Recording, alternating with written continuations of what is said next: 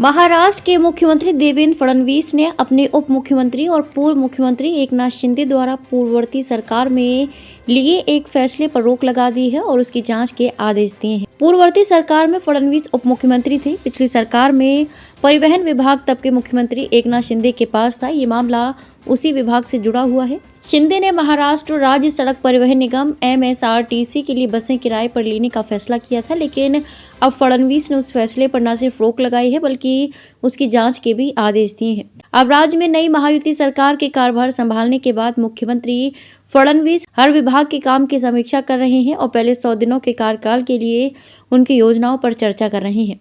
उन्होंने प्रेजेंटेशन दिए जाने के बाद सोमवार को परिवहन विभाग का जायजा लेते हुए शिंदे के फैसले की समीक्षा कराने की बात कही थी, लेकिन अब उस पर रोक लगाकर जांच के आदेश दिए गए हैं। हालांकि अभी ये साफ नहीं हो सका है कि मुख्यमंत्री पिछली सरकार के और भी फैसलों की समीक्षा करेंगे या नहीं। विपक्ष ने किराए पर बस लेने की योजना में 2800 करोड़ रुपए के घोटाले के आरोप लगाए थे। विपक्ष के नेता अंबादास दानवे ने कहा कि इस बारे में उन्हें कोई स्पष्टीकरण अब तक नहीं मिला है। महाराष्ट्र विधानसभा में नेता विपक्ष दानवे ने इस मामले में घोटाले के आरोप लगाए हैं। उन्होंने बताया कि 2022 में MSRTC ने तेल समेत 44 रुपए प्रति किलोमीटर के हिसाब से बस किराए पर लिया था। विभागीय प्रेजेंटेशन के दौरान परिवहन विभाग के अधिकारियों ने फडणवीस को बताया कि MSRTC ने हाल ही में 1310 बसों को किराए पर लेने के लिए 3 निजी कंपनियों को आशय पत्र दिया था। इसमें ईंधन लागत को छोड़कर 35 रुपये 10 पैसे प्रति किलोमीटर की दर से बसों को किराया भुगतान करने का फैसला किया गया है। अधिकारियों ने यह भी बताया कि 2022 में MSRTC ने ईंधन लागत समेत 44 रुपये प्रति किलोमीटर की दर से बसें किराए पर ली थी। अधिकारियों ने कहा कि अगर ईंधन की लागत 22 रुपये प्रति किलोमीटर को ध्यान में रखें तो प्रत्येक बस की लागत 56 से 57 रुपये प्रति किलोमीटर बैठ रहा है, जो पिछले समझौते की तुलना में प्रति किलोमीटर 12 से 13 रुपये ज़्यादा है। इसके बाद मुख्यमंत्री फडणवीस ने 1310 बसों को किराए पर लेने के फैसले पर रोक लगा दी। मुख्यमंत्री ने विभाग के अतिरिक्त सचिव को मामले की जांच करने के आदेश भी दिए हैं और इस मामले में रिपोर्ट तलब की है।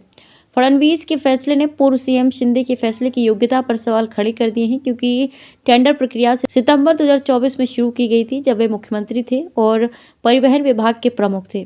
इसके अलावा शिंदे के करीबी सहयोगी भरत गोगावले को सितंबर 2024 में ही MSRTC का अध्यक्ष नियुक्त किया गया था। दिसंबर में MSRTC ने 3 निजी कंपनियों को LOI जारी किए थे। चोरी के आरोप में वेटर की बुरी तरह पिटाई। विगत 28 दिसंबर 2024 को बोरीवली पूर्व Mahatma Gandhi road Ladli bar and restaurant में पैसे की चोरी के आरोप में बार के मैनेजर और कुछ लोगों ने 3 वेटर की झाड़ू बेल्ट और हाथ से बुरी तरह पिटाई की, जिसका एक वीडियो वायरल हो रहा है। इस मामले में कस्तूरबा पुलिस ने होटल मैनेजर व अन्य स्टाफ पर BNS 118 का भाग 1, BNS 3 का भाग 5, IPC 324 और 34 के तहत मामला दर्ज किया है। पुलिस के अनुसार 2 वेटर अपने मूल गाँव झारखंड पहुँच गए हैं।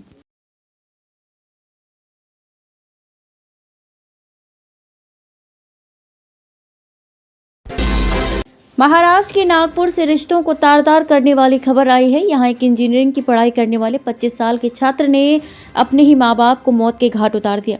हत्या की वजह और भी हैरान करने वाली है। दरअसल युवक इंजीनियरिंग की पढ़ाई कर रहा था और बार बार फेल होने से उसके माँ बाप उसे दूसरे कॉलेज में एडमिशन लेने के लिए दबाव बना रहे थे। इसी से चिढ़कर लड़के ने ये खौफनाक कदम उठाया। जनवरी को पुलिस को कॉल आया कि कपिल नगर इलाके के एक घर में 2 डेड बॉडी मिली हैं। पुलिस मौके पर पहुंची तब उन्हें घर में 2 शव खून से लथपथ मिले। मामले का आरोपी मृतक का बेटा उत्कर्ष डाकोले ही निकला। उसने 26 दिसंबर को ही अपने माँ बाप की हत्या कर दी। पहले उसने अपनी माँ का गला दबाकर हत्या की और फिर पिता को चाकू से मार दिया।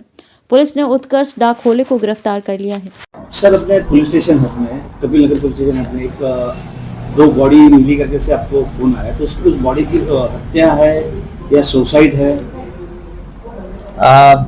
आज सुबह मतलब 1 जनवरी 2025 सुबह 9 बजे करीब हमें 112 नंबर पे कॉल आया था कि एक घर में 2 डेड बॉडीज है।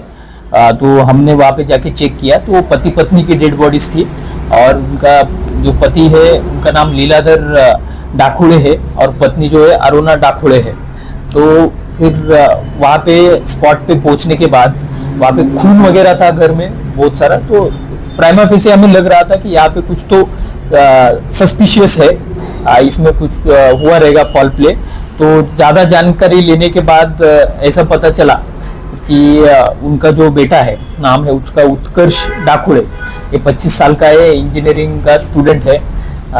तो उसको हमने थोड़ी तहकीकात की, थोड़े सवाल पूछे, तो उसके बाद उसने कन्फेस किया है कि उसने ही अपने माँ बाप का खून किया है। सर, इसमें ये हत्या कौन सी तारीख को की और उसने हत्या करने के पीछे का कारण क्या था? और बताया जा रहा है कि उनकी मम्मी टीचर थी और उनके पिताजी थे वो वहाँ कोई सोशल वर्कर भी थे। हाँ, अभी तक जो हमने इंट्रोगेशन किया है ये आरोपी का, उसमें ये प्राथमिक जानकारी आगे आई है कि वो 26 तारीख को 26 दिसंबर के दिन उसने ये सब वारदात की है, कि जिसमें पहले उसने अपनी माँ को मारा, उसने गला दबा के हत्या की है, उसका ऐसा कहना है। उसके बाद उसके पिताजी बाहर थे उस टाइम पे, वो वापिस आए, मतलब माँ को दोपहर के 1 बजे के करीब उसने मारा ऐसे बोल रहा है। उसके बाद पिताजी आए शाम को 5 बजे के करीब, फिर उसके बाद पिताजी को चाकू से स्टैब करके मारा, ये उसका कहना है। और वहाँ पे खून वगैरह भी मिला है, मतलब वहाँ पे स्टैबिंग तो हुई है।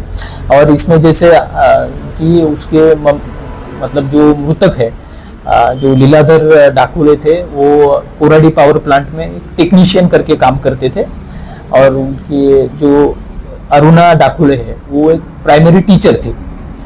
तो ऐसा उनका बैकग्राउंड है। इसका कारण अभी तक तो उसके साथ जितना भी इंट्रोगेट किया उससे ये कारण एक सामने आ रहा है कि वो 6 साल से इंजीनियरिंग में एडमिशन लिया हुआ था, कॉलेज कर रहा था, लेकिन कुछ विषय उसके बैकलॉग रहने के कारण उसके घर वाले बोल रहे थे, एक तो हम दूसरे कॉलेज में एडमिशन लेते हैं, दूसरी कोर्स करते हैं ITI वगैरह, लेकिन वो मान नहीं रहा था।